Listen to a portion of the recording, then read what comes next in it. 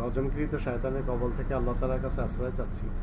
সম্মানিত দর্শক এবং শ্রোতাবৃন্দ, আপনাদের সকলকে জানাই সালামুন আলাইকুম। 1971-এর পরেও কেন বাংলাদেশিদের ভিন দেশে যেতে হবে? এর একটি কারণ, যারা যারা চলে গেছেন তারা সবাই নিজ নিজ ভাবে দেখেছেন ন্যায় বিচার তারা পাননি, জুলুম এবং নির্যাতনকারী শাসক পেয়েছেন।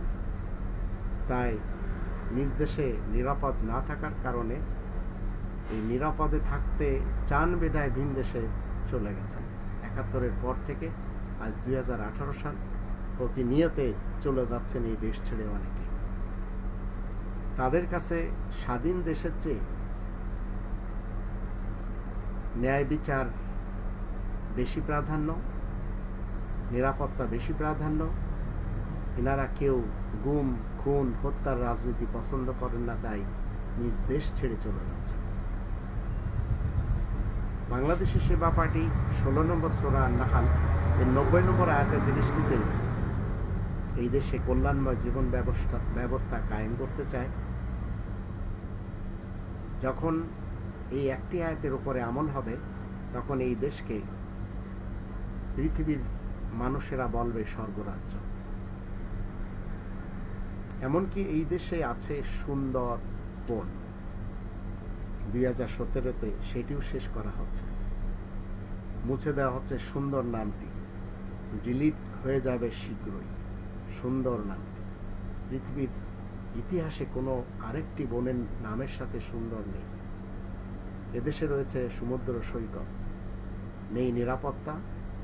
বাংলাদেশি সেবা পার্টি নিরাপত্তা দিবে, আর নিরাপত্তা যখন মানুষেরা পাবে তখন সবাই ছুটে আসবে এই সৈকতে। এদেশে 3 লাখ মসজিদ রয়েছে, কিন্তু নেই সেসব মসজিদগুলিতে ভ্রাতৃত্বের এবং ঐক্যবদ্ধের জিঞ্জির।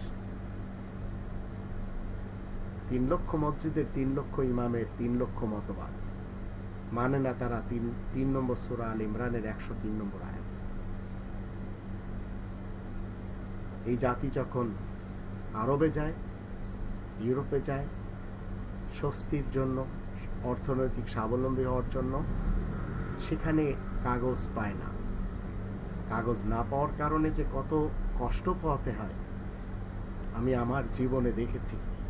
ধরপাকড় থেকে এ জাতি আরবে এবং ইউরোপে যেও মুক্তি পায় না। তখন সকলের মুখে একটি বাক্য আসে, আহ, কেন যে আসলাম, নিজ দেশেই জুলুম নির্যাতনে ছিলাম, সেটাই ভালো ছিল। আবার দূতাবাসগুলিতে যদি দেখা যায়, তাহলে সেখানে লাঞ্ছিত হতে হয়, দুর্ব্যবহারের এবং হয়রানির শিকার হতে হয়। অনেকের তো চাকরি পর্যন্ত খোয়ায়ে ফেলে, আর ভোগান্তি তো আছেই। পাসপোর্ট পেতে অনেক জটিলতার শিকার হতে হয় প্রত্যেকটি বাংলাদেশির। তো 71-এর পরেও কেন বাংলাদেশিদেরকে ভিন দেশে যেতে হবে? যে দেশ সোনার দেশ, যে দেশে সব কিছু রয়েছে, কিন্তু সেই দেশে নেই সঠিক বন্টন, ন্যায় ব্যবস্থা, ন্যায় বিচার, নেই নিরাপত্তা, নেই মানুষের জন্য নিরাপদের কোনো ব্যবস্থা। বাংলাদেশি সেবা পার্টি এই লক্ষ্যে কাজ করে যাচ্ছে। আপনাদের ইচ্ছা হলে আপনারা সাথে দিন। এই পার্টির যুগ কখনো আসলে অন্য দেশ থেকে মানুষ মাইগ্রেশন করবে এই দেশে আসার জন্য, ইনশাআল্লাহ।